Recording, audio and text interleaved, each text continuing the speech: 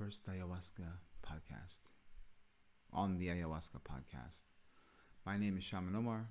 This is my offering to any and all of you who have either drank ayahuasca, who are considering experiencing the medicine, who have drank medicine with me, who may potentially drink medicine with me in the future, or may come to the medicine at any point in your path. I welcome you. My name is Shaman Omar. I've been an Ayahuasquero for over a decade. I've served medicine all around the world and well over 1,000 ceremonies. And this is going to be a place for any and all who have experienced or are looking to experience the medicine, to find a safe place to learn, to share if you are a guest, as well as to be able to get inspired, because I'll be interviewing people whom I've already served medicine to. Now, the good thing is that with over a decade of service, I've served medicine to well over 10,000 people. And I've had the opportunity, I've had the blessing to see miracles. I've had the opportunity and the blessing to take part and to bear witness of what's possible. And so, over the course of this weekly release on the Ayahuasca Podcast, I'll be interviewing people whom I've recently served medicine to, but we'll be going back into the Rolodex of guests in ceremony whom I've served medicine to, who have had unbelievable experiences. And instead of just me talking about those experiences, I'm going to have them on so they can share like the intimate details. There are some inspiring stories, whether it's drug dealers or drug addicts, whether it's people who have cancer, or there's victims of every type of category within humanity that you can imagine, and anything we can imagine someone is experiencing, both good and bad. So this will be one of those places that we'll be able to see the dark side of humanity and what people's stories can be, but then also understand that where there's breath, there is hope. Where there's hope, miracles are real. All we need is the desire within our soul to change, transform, to grow, to heal, and the medicines will meet us there. Aho. And so, in this first episode, I'll just talk about myself a little bit, introduce myself, and kind of speak about the medicine collectively and origin stories through ancient history, as well as where the medicines are today. I have a book called The Corazon, which will be available for a free download. It's been translated into 11 languages, and it's a book of poetry and philosophy. It's notes from my phone over a decade of service, and in there is a lot of different poetry. A lot of it has to do with medicines, and all of it has to do with the journey of the human soul, right? For me, my mission statement is pretty clear. As a shaman, my job was introduced to me as my job on earth is to plant seeds and to build bridges. And so everything that I do, understand that my goal is to plant a seed. Could be just a simple question. What is God? And that's a seed. And to build bridges. And so with a lifetime dedicated to ancient history, spirituality, mysticism, the last over 10 years as an Ayahuasquero, I'm able to draw from a lot of various things throughout time and space for us to be able to paint a clear picture, right, of potentiality. There are certain things that I'm sure of, and there's certain things that I know I don't know, and that's the most important thing. The worst thing we can do is carry a lie our whole life where we are certain of something and only to have it just wash away. So the quicker we can get to our own inner truth, the grander truths of life, the quicker we're going to be more balanced. We'll look down and we'll see that our feet, both our left and our right foot, is stationed and grounded on actual ground. Right? The foundation of our temple is based off of truth. That's the thing. That's the most important thing. And from there, we can build the temple that we want, like whether it's the temple of the physical body, temple that houses spiritual belief, like our own theology, our own belief system. Why are we looking to others? And we can look to others, and we can look to ancient history, which ultimately is our collective ancestry. We can look to others for inspiration and guidance. But we shouldn't ever give our faith away to the experience of another person. Whether it doesn't matter who it is, doesn't matter what the name is. Remember, every single person that ever walked upon this earth walked on this earth with legs, which means they also got hungry and they ate food, right? Whether they ate plants or animals or both. They ate food that grew upon this earth. And when they breathe oxygen upon this earth as well. Never forget that the exhale of the plant provides the oxygen for the inhale of the animal kingdom. So symbiosis, right? The ability to exist in a state of oneness. And so throughout the entire history of mankind, whether it's even the biblical Garden of Eden that we always hear about, there is still always some engagement and option for the plants as medicine. Medicine is not just from healing, right? There are medicines to heal sickness and illness, medicines that heal delusion, which is also a sickness or an illness, medicines that can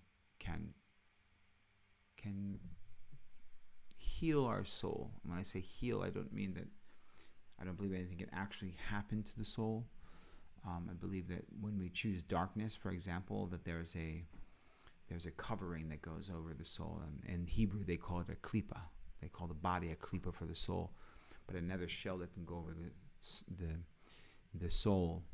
Because I believe even the worst person in the world, that their soul is pure in the essence. Inside the divine spark, there's a purity that stays there. And I think that the mind and the ego and perhaps sickness and dark spirits and such can put harnessed and encapsulate the soul. But if you were to serve that person ayahuasca,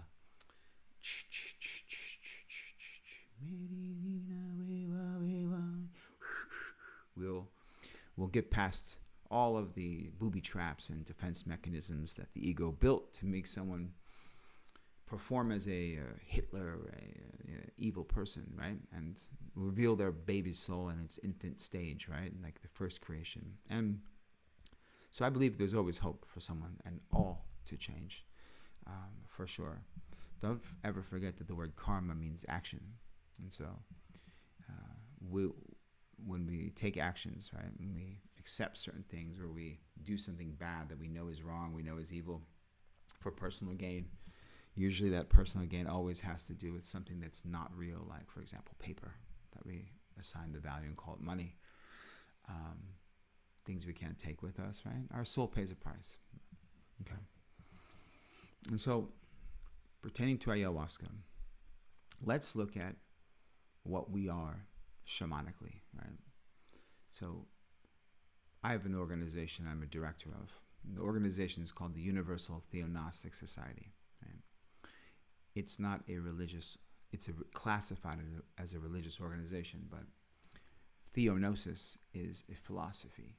So imagine it as a lens, right? Like glasses. You can pick up the glasses, put the glasses on, and it's a philosophical lens for you to view everything. Life, right? There's some basic questions that everyone who's ever walked on this earth has had, right? What is the purpose of life? Where do we go when we die? Where did we come from? What is good and evil? These are the basic questions everyone has always had. Every prophet, messiah, philosopher, kingmaker, conqueror, everyone's had these questions. Regardless of what they do with their life, these are the basic questions. And by the way, this dragon's blood incense, very good stuff. I'm not just lighting it to look super spiritual. Incense are very good. Smells, right? We'll get into the senses and how it relates to us shamanically, but the human.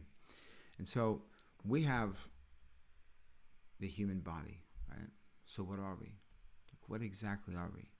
Now, you can look at the creation of man from this modern, meaning the last 5,000, really the last 3,000 year lens. And you could say, okay, mankind that was created in the form of Adam and an Eve in the Garden of Eden, right? There's a lot of other people that would say, well, I don't know about that, but what I'm pretty sure of, according to the Sumerians, was that we were created by beings called the Anunnaki, right? Okay, that's fine. it doesn't matter who and what you think created man. The point is that the first creation was a man, right? A man and a woman, which is man, which we call mankind, right? And so mankind is the animal, right? There are many kinds of man, right? And mankind is very tribal. We're very tribal. Look around. Currently today, we have many conflicts in the world. And if you watch this video 3 years from now, I could say that and it may be relevant then. Hopefully not. But for the most part, that last comment, look around today. Look at the conflicts we have amongst mankind. It seems to be consistent throughout history. Before the internet, this was the same thing. Now we just see, we have a polarized world. Like we're inside of a crystal ball and we can look and we can see everything. And there's a lot of dark magic happening, but we'll get into that some other time too. But the animal of man, there are many kinds of man. Let the power go out in an entire city. 1 day, 2 days, 3 days. By 3 days, nothing is frozen and everything refrigerated is not working. 4 days, 5 days, right?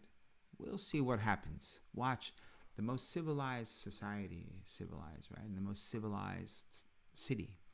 Watch how quickly we divulge back into chaotic, animalistic perspectives, right? Watch how fast we start eating flesh right off the bone, right? It's a problem.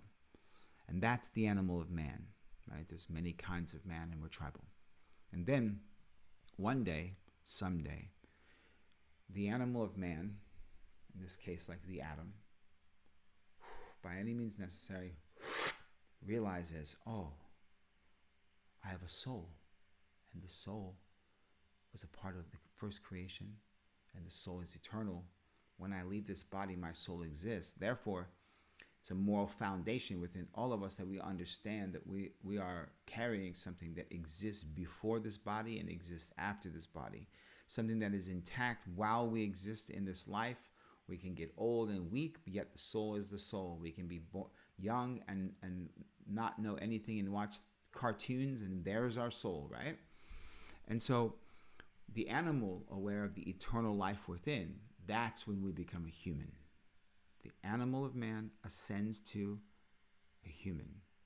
Mankind becomes humanity. There's one humanity, right? When we close our eyes and we breathe and we release, right? That feeling amongst people, that when we breathe together, that feeling, that's humanity. There's only one humanity. And that's where we need to get back to today. That's what plant medicines do. Medicines, in a poem in my book, it says, medicines to awaken man, to make us better than we were just yesterday, right? And that's part of the point, right? So from the animal of man, we realize eternal life within us. By any means necessary, we realize it. We awaken to this truth, and we become a human. So when we become a human, we're able to look around and we're able to see the humanity in others. We're able to feel the humanity in others, right? And this is a very important part. What we need now more than anything on earth is a revival of humanity. We need a revival of humanity. We need to wake up the humanity within ourselves, and we do this by finding compassion for ourselves, right? No better way I'm aware of than a clean ayahuasca ceremony, of course.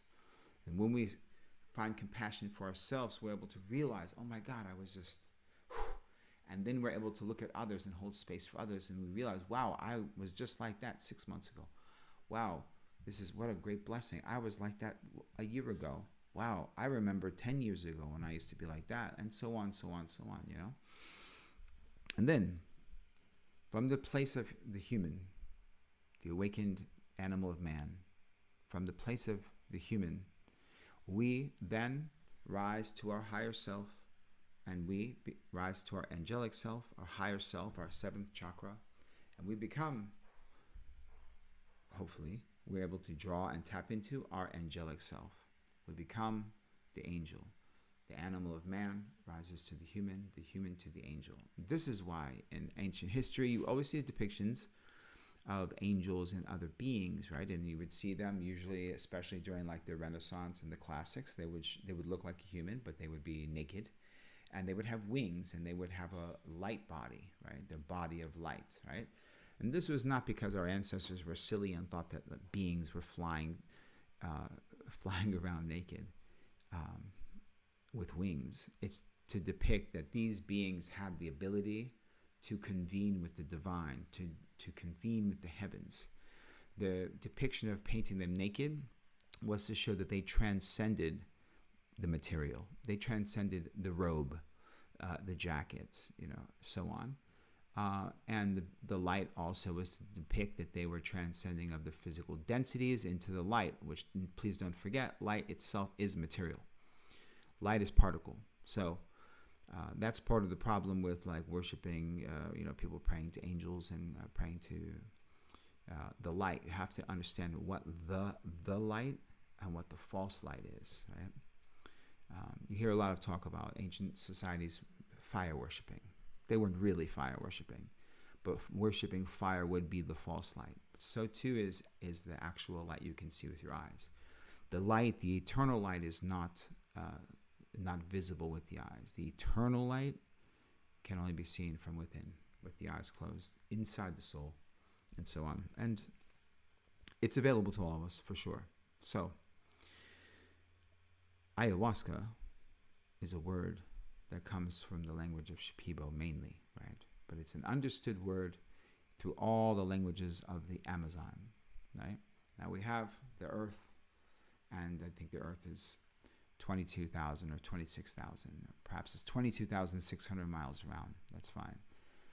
80% of the earth is water. 20% of the earth is land. And less than 5% of that land is what we call the Amazon. The Amazonian rainforest is the womb of Mother Nature. Okay? So within the womb of Mother Nature, the name for Mother Nature and the medicine is called ayahuasca, right? So if you want to understand ayahuasca as it correlates through time and space upon Earth, the same word Pachamama, which is a Native American, a native word for the earth, Mother Nature. Pachamama, you have in Christian mysticism Gaia, right? There's Gaia, which would be like Mother Nature, and then through a cosmic umbilical cord, it's connected to Sophia, which would be like the cosmic mother of wisdom. Sophia is the word for wisdom in Greek, and that comes, and it correlates to the ancient Egyptians and so on. Different podcasts for that. So, in the womb of Mother Earth lives and grows a medicine called ayahuasca, and you can drink ayahuasca and you can experience Mother Nature. Okay. When you think about what is ayahuasca, so it's a vine, an ayahuasca vine, and then a leaf called chacruna added. Right.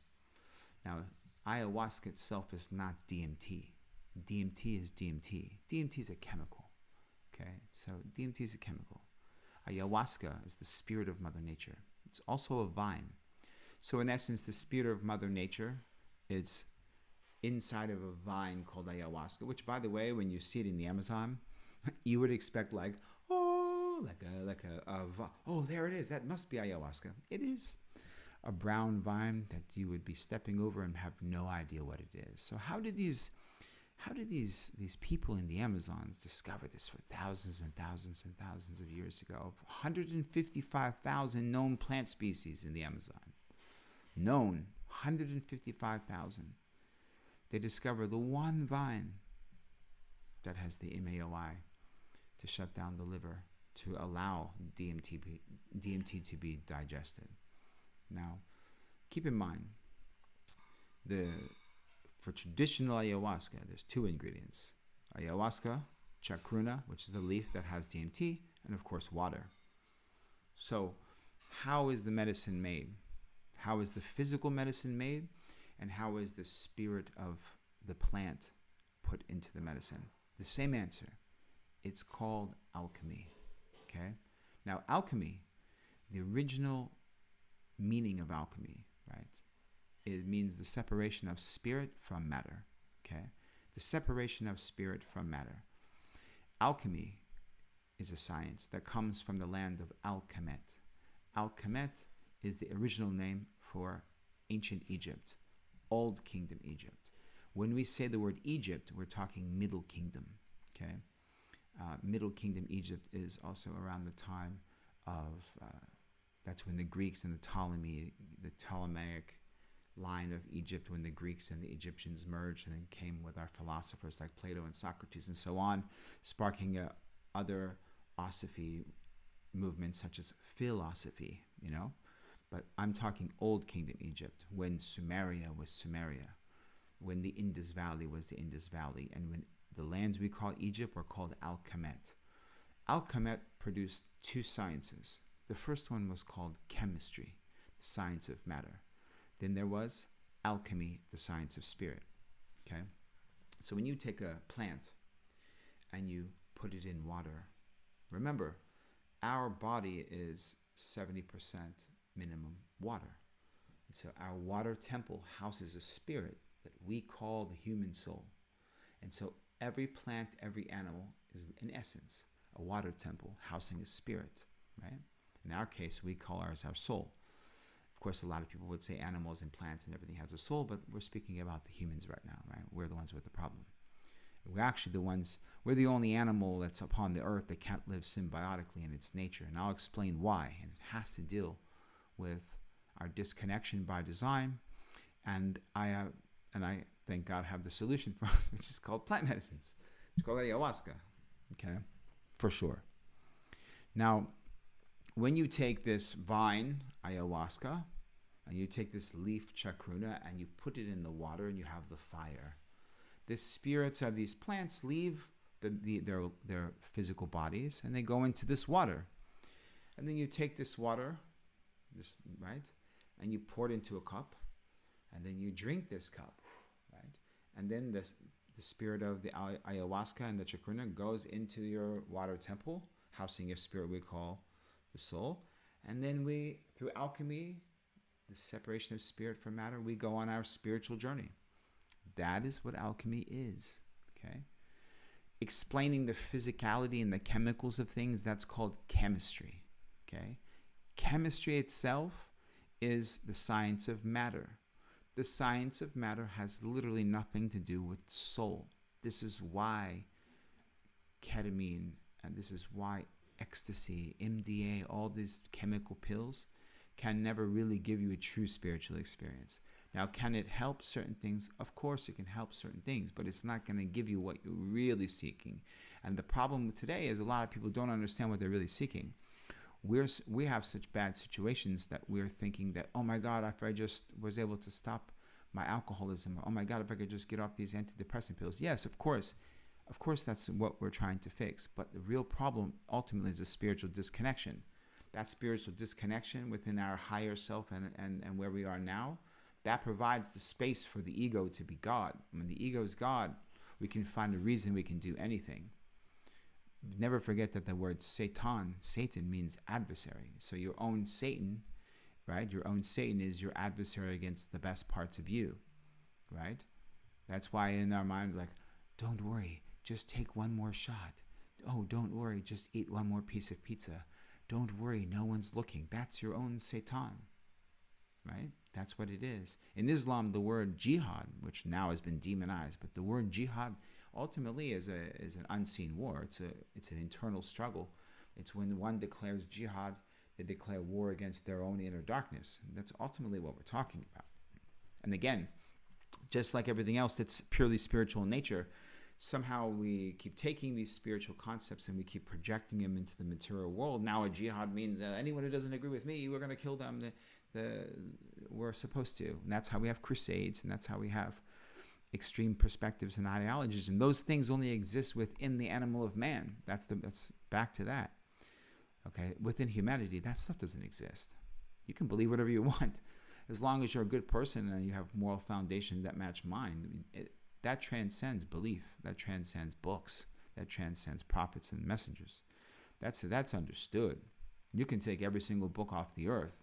you get 5 or 10 people together, we'll be able to real quickly decide what the moral foundation of our new tribe, like what's acceptable and what's not acceptable, and what's the worst thing. The preservation of innocence is the number one thing that any two men are going to agree upon. And what's the most innocent thing? Okay, women. What's more innocent than that? Children, right? That would be the foundation, right? So now, smoking DMT is like ayahuasca. I've done several podcasts on this subject, right? You can go see my podcast with Andrew Schultz. I did a podcast we talked about that specifically. Every podcast I've done, I've compared ayahuasca I've answered the question of the comparisons of ayahuasca to smoking DMT, okay? Remember, I'll explain DMT and its role upon the earth, right? And within humanity.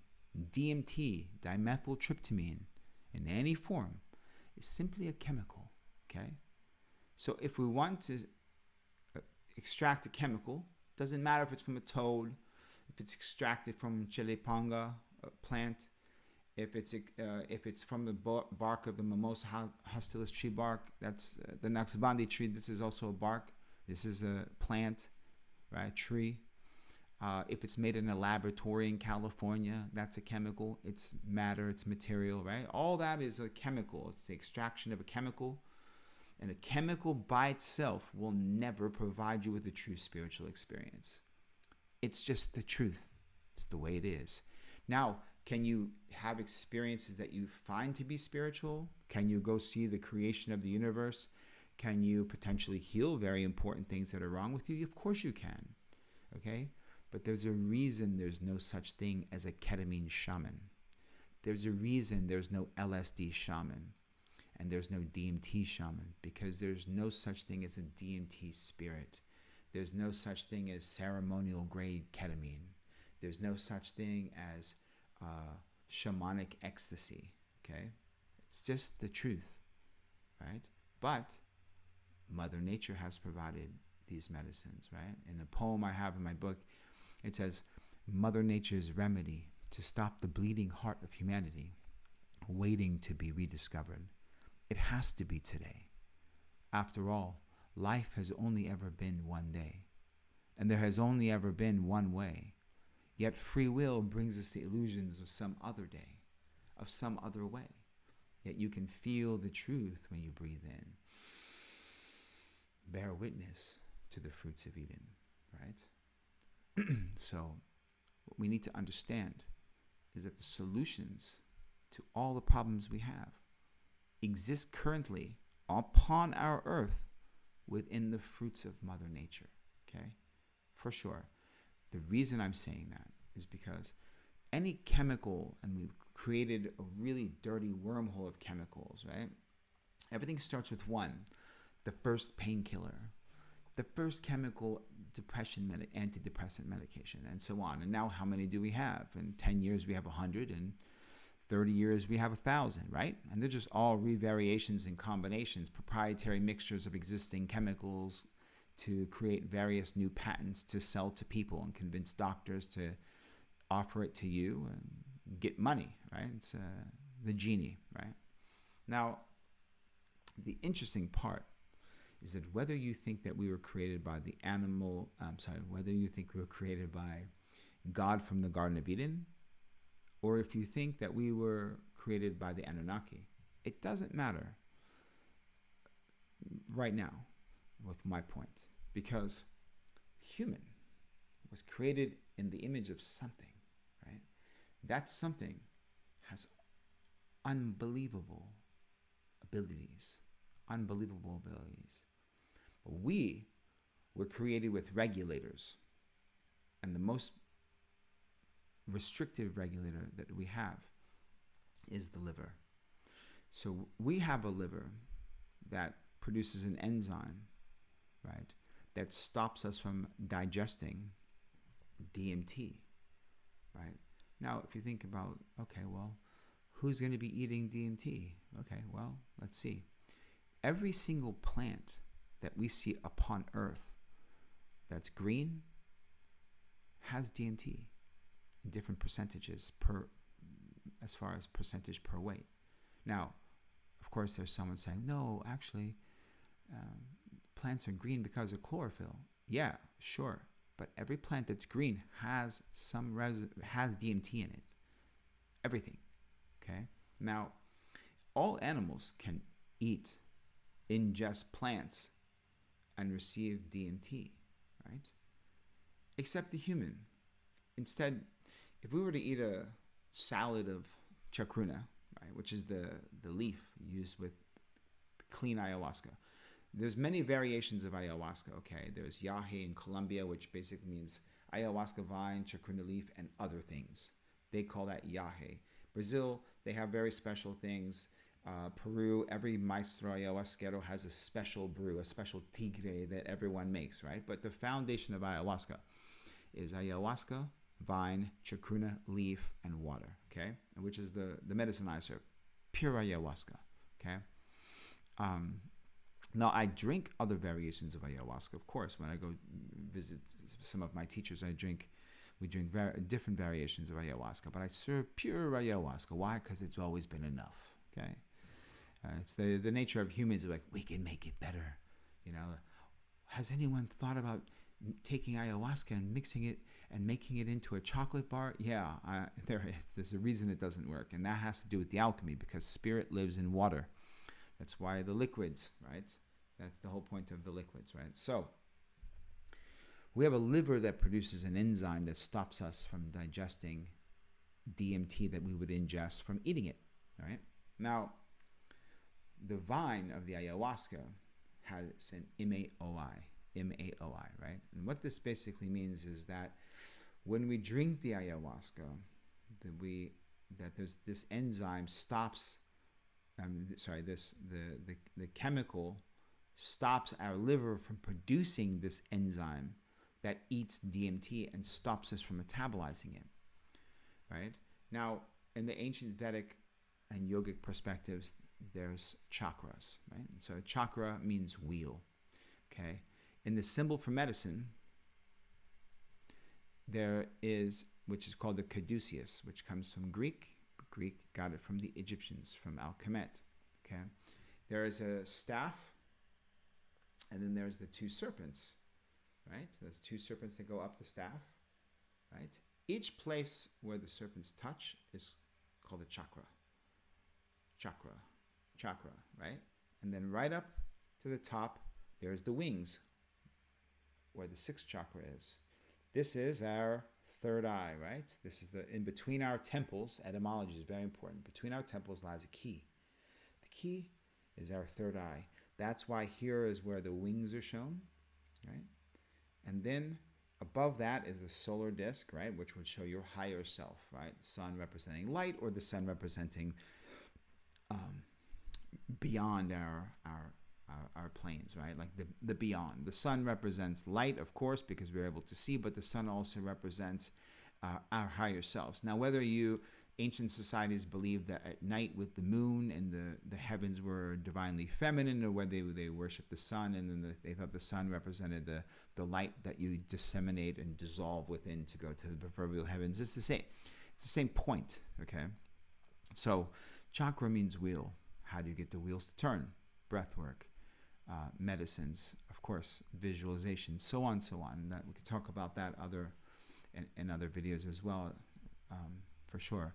Now, this is the reason in ancient Alchemet they said that the seat of the soul lies in the liver, okay? Because the liver is restricting us from ingesting and metabolizing DMT and feeding our third eye, right? Feeding our pineal gland. DMT is released when we're born and released when we die. That's like what science agrees on. But DMT is also in our cerebral spinal fluid. DMT is a consciousness molecule that's in everything that's conscious of all kinds, right? And I think we're very limited in our understanding of what this is, and we just really need to more understand what it does within us and within humanity, because we really just need to focus on ourselves right now.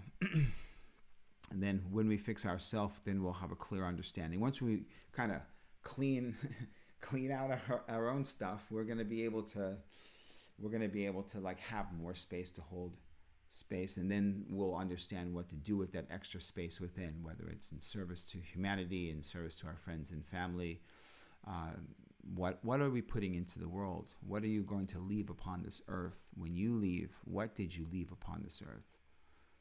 Was it even a single poem, a single writing that one day could inspire someone else, right? This is what we have to start thinking about. But first, we must heal ourselves, right? And so we are the only animal that I'm aware of, right, that cannot metabolize DMT. So there's there's seeds called esfand from the Middle East. There's many different variations of these plants, seeds, and so on that have this MAOI.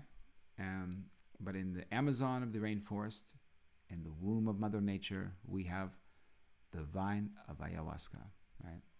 And so we drink the ayahuasca, we metabolize the DMT, and ayahuasca carries us into deeper within ourselves.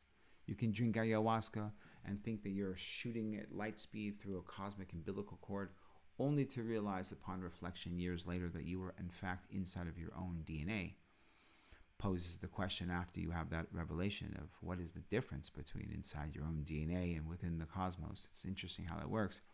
Things that we have heard, read, all start to make sense when these types of things become understood. So,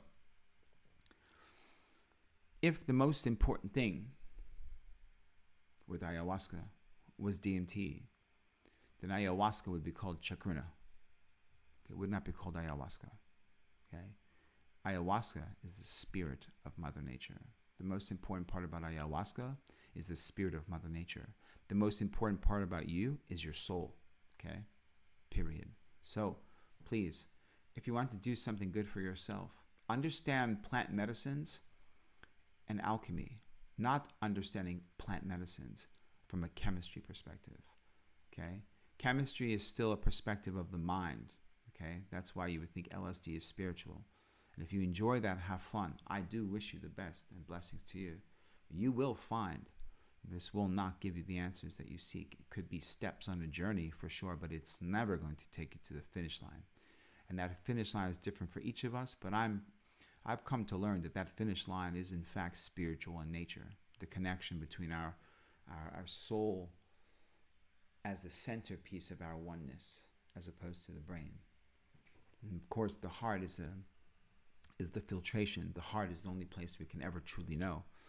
The heart is the only place we can ever truly feel safe, right? But that warmth comes from the soul, and the confusion comes from the mind, the distortion within the mind.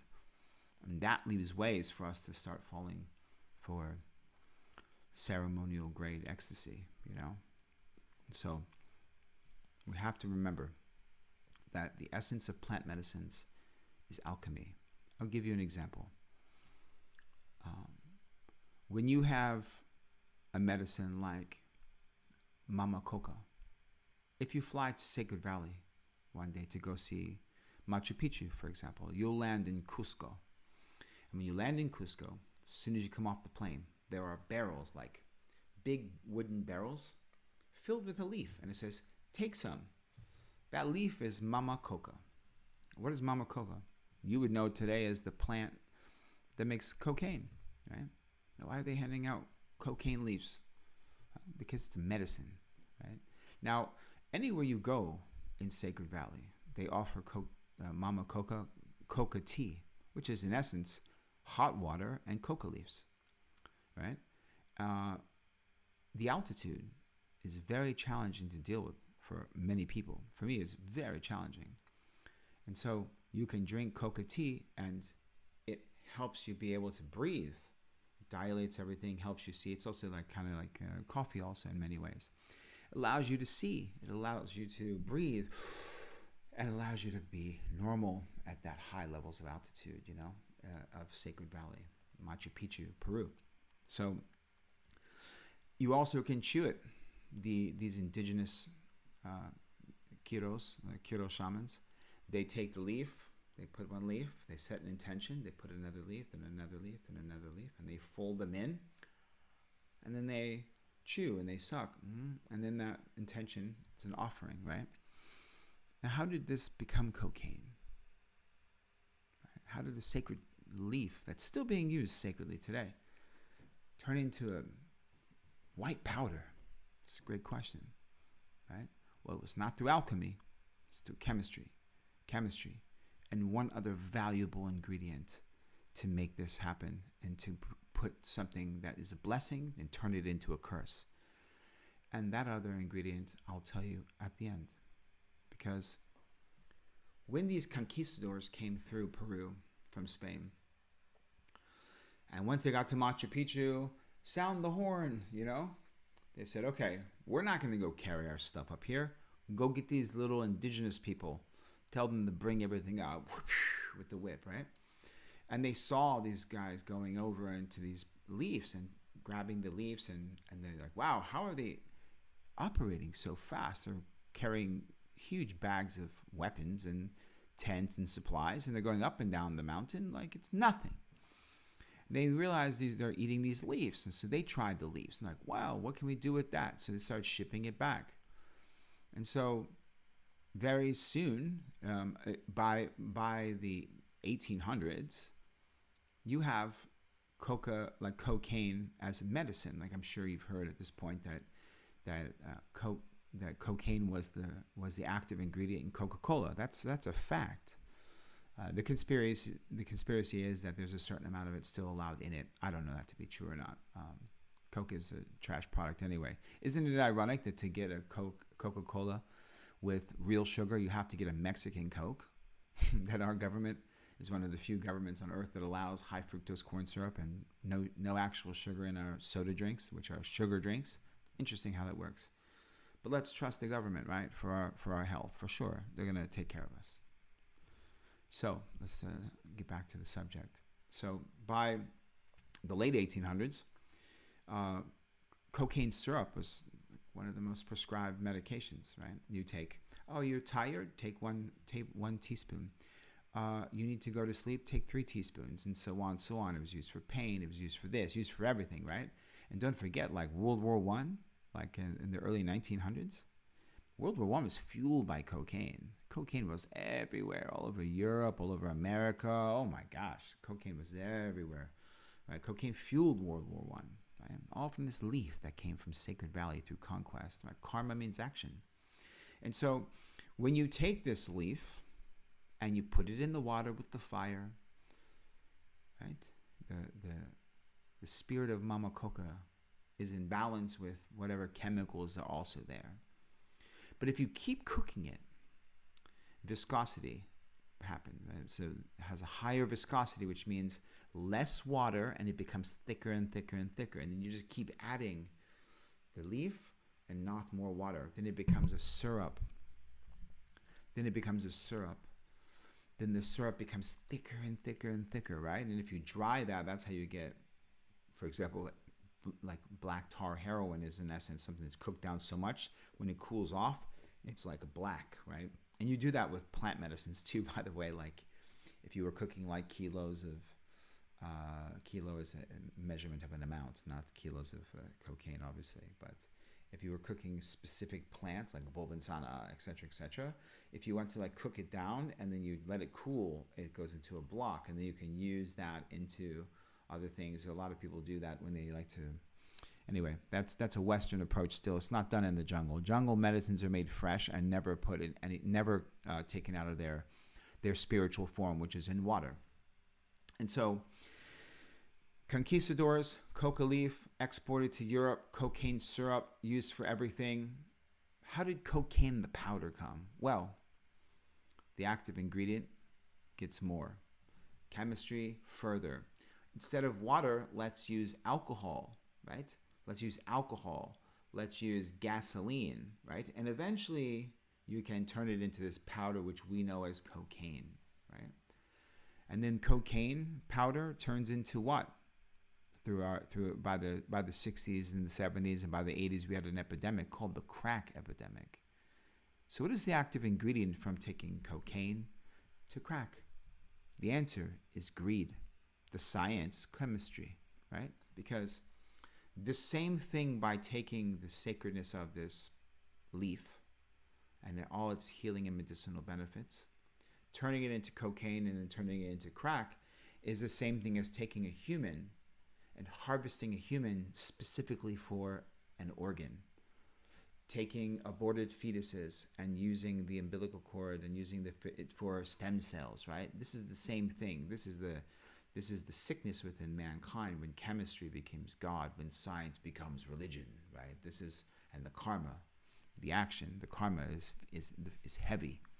The fee is heavy, okay?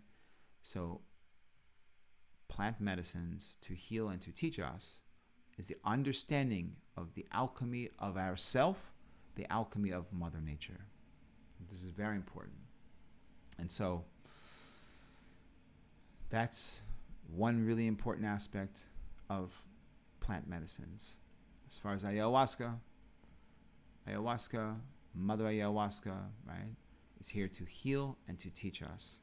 Okay, a shaman.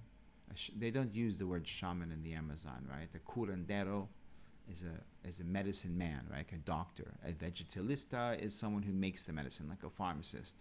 An ayahuasquero or an ayahuasquera is like an ayahuasca shaman. They don't use the word shaman. The word shaman comes from Siberia and Mongolia, but we use it in English. It's part of our English vocabulary. Shaman in Arabic is called a fukara. And there's been shamans everywhere, and we'll talk about shamanism and the role, but there's always been someone who finds out. So there's always someone who wants to find out themselves. As I mentioned with my organization, the theognosis is the philosophy. Theognosis. Theo is supreme creator. Gnosis, wisdom through direct experience, Greek. Thus, theognosis is the wisdom of a supreme creator through direct experience, right? How do we do that? Birth and death, near-death experiences, for sure, dangerous. Breath work, meditation, plant medicines, yes, okay, and ayahuasca, for sure. When I am a proponent with ayahuasca, obviously, it's not that I'm speaking about ayahuasca this way because I'm an ayahuasquero. I'm speaking about this because it's the truth. I happen to be an ayahuasquero, right?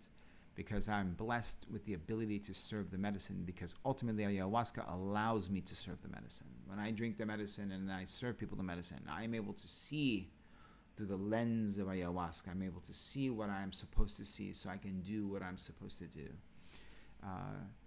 That's the difference of that. Be very wary when someone says, I'm an ayahuasca facilitator, okay? Facilitator means amateur, okay? An ayahuasquero, an ayahuasquera, right? Means that you are a ayahuasca shaman, okay? It takes a long time to learn these things.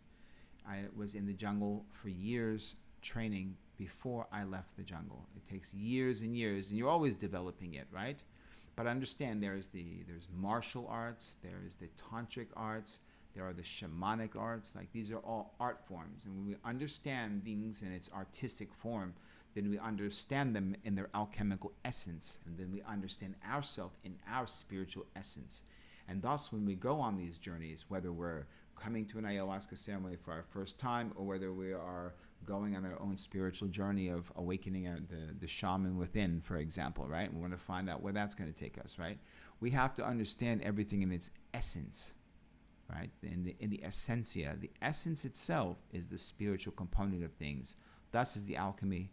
Thus is the understanding of a true experience with ayahuasca. And thus, all the miracles will come true for us, all the healing, all the wisdom, all the light of the cosmos, everything that we deserve we will receive, both good and bad. But the key is that we'll be able to release things. The key is that in a single night you can purge out something that's been tormenting you, perhaps from generations, perhaps multiple lifetimes of incarnation. Perhaps there's certain things that your mother passed to you that she passed from her mother and her grandmother and so on. And perhaps from your father, or so too from your grandfather, etc., right? Perhaps this is something you don't even know that you have, and we have.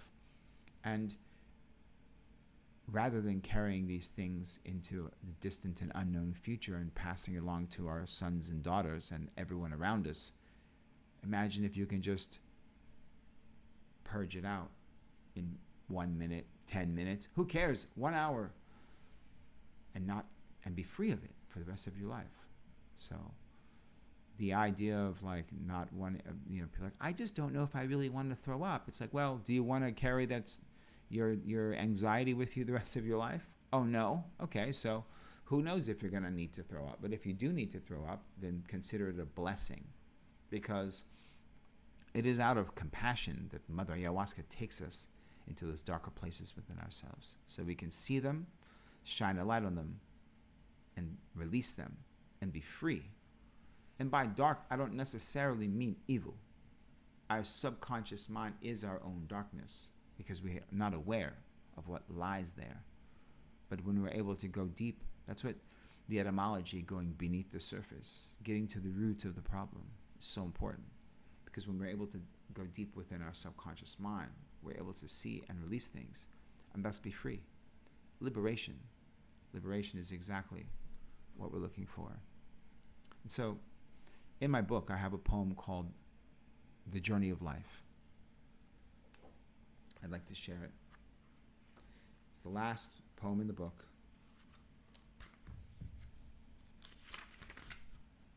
It's called The Journey of Life. Ayahuasca is not a trip, it is a journey. You trip because you are trying to find your footing. You can spend many lifetimes tripping, hoping that one day you will stumble upon the truth. A trip is always a short-lived experience, usually taken to get away, perhaps to escape it all, even for the shortest of time. The journey of life can be filled with many trips, but you wouldn't want to trip into a well, so why would you want to trip into the infinite cosmos?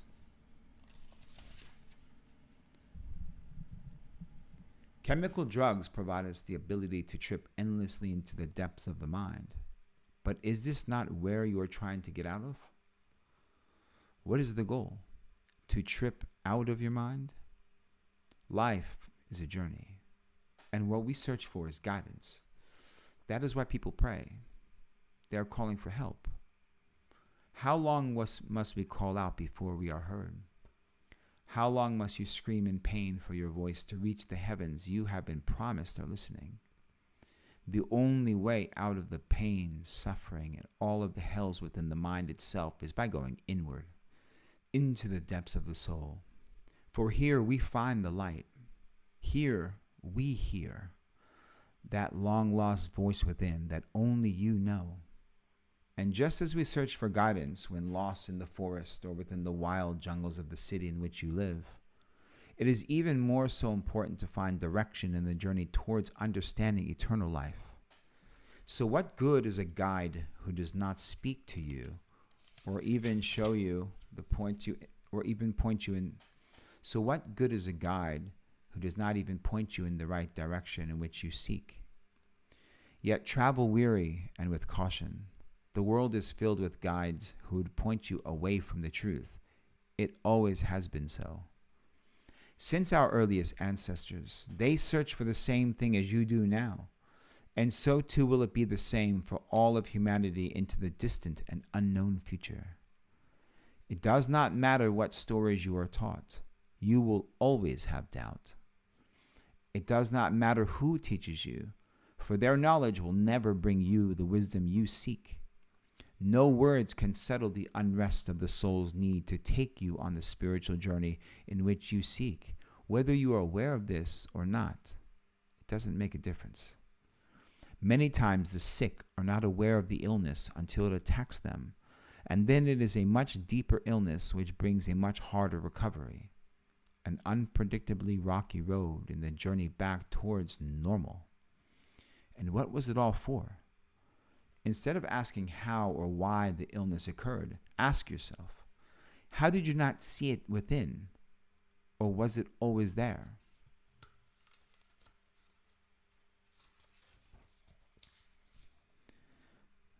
Or was it always there? This is why insight is so important. If you spend a part of your time looking inward, would you not see a clearer perspective on that which you seek to understand outwardly? Is this not the reason the whole search began? The need to understand that which you see as separate from your very identification that you call the self.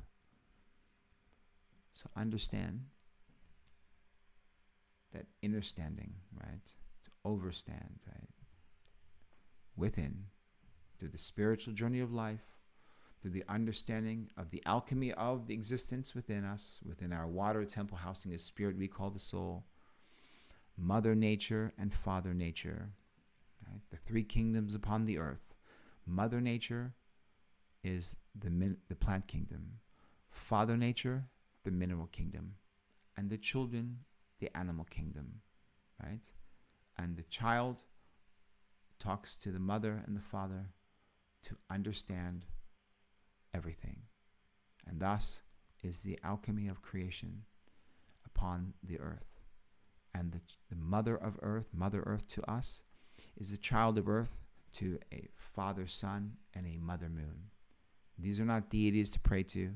This is simply creation to understand, to categorize things above and below so we can understand within and triangulate ourselves within ourselves and around us, both here as a role of, as a part of humanity, as a part of the earth, and one day and eventually and inevitably as a part of the universe and a part of eternal life. I appreciate your time. Have a beautiful journey.